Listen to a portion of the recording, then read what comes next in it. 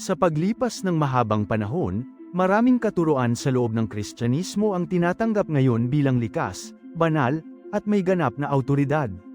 Gayunman, kapag sinuri ang kasaysayan ng may maingat na pananaliksik, lumilitaw ang mahahalagang tanong hinggil sa pinagmulan ng mga doktrinang ito.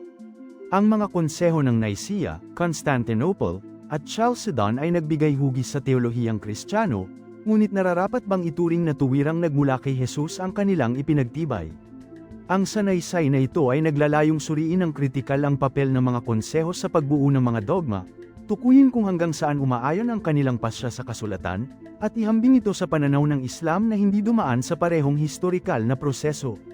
Ang tanong na, alin ang nagmumula kay Jesus at alin ang produkto ng mga konsehong Romano, ay isang mahalagang isyu sa larangan ng historikal at teolohikal na pag-aaral. Ang pagkakaunawa sa pinagmulan ng doktrina ay hindi maaaring umasa lamang sa tradisyon, nangangailangan ito ng pagsusuri sa orihinal na teksto, kontekstong pampulitika, at intelektual na kalagayan ng mga unang siglo ng Kristyanismo. Ang malalaking bahagi ng ortodoksiya na tinatanggap ngayon ay lumitaw hindi noong panahon ni Jesus o ng mga apostol, kundi 3 o 4 na siglo matapos ang kanilang kapanahunan.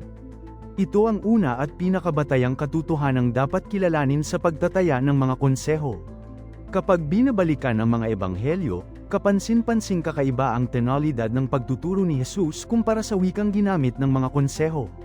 Ang kanyang sariling pagtalakay tungkol sa Diyos ay malinaw na matatagpuan sa Juan Kapitulo 17 versikulo 3, kung saan sinabi niyang ang Ama ang tanging tunay na Diyos. Ang kanyang teolohiya ay relasyonal, nakabatay sa pagsunod at kalooban ng Ama. Sa halip na maglatag ng abstraktong paglalarawan ng kanyang likas, nakatuon si Jesus sa moral at espiritual na dimensyon. Wala siyang inilahad na teknikal na definisyon ukol sa substansya, persona, o dalawang likas.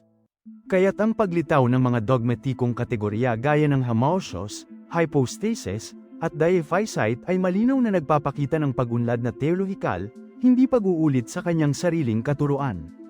Ang konseho ng Nicaea noong 325 ng karaniwang panahon ay mahalagang punto sa paglikha ng doktrina. Pinamunuan ng Emperador Constantine, layunin nitong lutasin ang lumalalang kontrobersya hinggil sa relasyon ng ama at anak. Ang paggamit ng terminong homoousios, isang konseptong pilosopikal na wala sa kasulatan, ay malinaw na indikasyon na ang doktrina ay binuo bilang tugon sa krisis, hindi bilang pagbanggit ng orihinal na aral. Sa ganitong konteksto, ang politika at pangangailangang panatilihin ang pagkakaisa ng imperyo ay may hindi maikakailang impluwensya sa kinalabasan ng konseho. Sa konseho ng Constantinople noong 381 AD, pinalawak ang Nicaean desisyon upang isama ang pagka-Diyos ng Espiritu Santo at buuin ang klasikong formulasyon ng Trinidad. Gayunpaman, kung babalikan ang kasulatan, ang Espiritu Santo ay karaniwang tinutukoy bilang Espiritu ng Diyos, hindi bilang hiwalay na persona na may antas na katumbas ng Ama at Anak. Wala ring tuwirang pahayag mula kay Jesus tungkol sa ganitong konsepto. Dahil dito, ang Constantinopolitan Creed ay malinaw na isang teolohikong konstruksyon na binuo upang magbigay ng sistematikong pamamaraan ng pag-unawa, sa halip na pagbanggit ng aral na tuwirang nagmula kay Jesus. Pagdating sa konseho ng Chalcedon noong 451 ng karaniwang panahon, lalo pang umunlad ang teolohikong istruktura. Dito ipinahayag na si Kristo ay ganap na Diyos at ganap na tao, dalawang likas na nagkakaisa sa isang persona. Ang layunin nito ay resolbahin ang magkakasalungat na posisyon ng mga Nestorian at Monophysite. Gayunman, ang ilang pahayag sa Ebanghelyo ay tila hindi umaayon sa ganitong pag-unawa. Sa Marcos Kapitulo 13 versikulo 32, malinaw na sinabi ni Jesus na may mga kaalamang tanging ang Ama lamang ang nakaalam. Ang ganitong pahayag ay nagpapakita ng limitasyon sa kaalaman, isang katangiang hindi tugma sa Chalcedonia na paglalarawan ng kanyang pagka-Diyos. Muli, ipinapakita nito na ang doktrina ay binuo bilang pamamaraan, hindi bilang pag-uulit sa orihinal na katuruan. Kapag inihambing sa Islam, lalo pang lumilinaw ang pagkakaiba ng pinagmulan ng doktrina. Sa Islam, si Jesus ay kinikilala bilang propeta at sugo, may himalang kapanganakan, ngunit hindi Diyos. Ang Quran ay walang binabanggit na konseho o estrukturang doktrinal na dumaan sa politikal o pilosopikal na proseso. Sa Sura Al-Maida Kapitulo 5 versikulo 116, malinaw na itinatanggi ni Jesus ang pagiging layo ng pagsamba.